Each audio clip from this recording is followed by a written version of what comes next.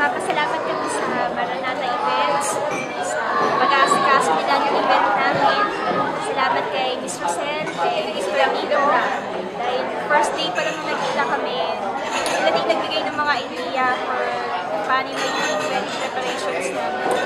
And sinamahan din nila kami doon sa lahat ng preparations na yun. Maganda yung video, maganda yung mga preparations, naging organized naman yung sa reception. Kaya salamat sa Maranatha. Po, magpapasalamat po ako sa Maranatha kasi kahit alam namin na marami silang ginagawa. Yung hectic yung schedule nila, yung mga events din nila prior din bago sa amin. Talagang maganda yung pagnalalabas.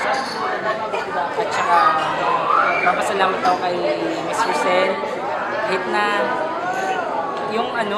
kasi bigay kami ng pressure sa kanya, alam namin na marami siyang event na hinahawakan.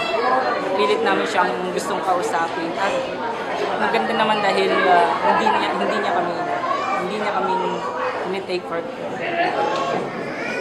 for granted. Talagang tinitreat niya kami as yung priority niya sa lahat ng mga.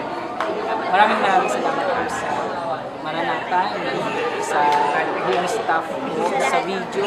Ang galing po, maganda yung gagawa. Maraming salamat po.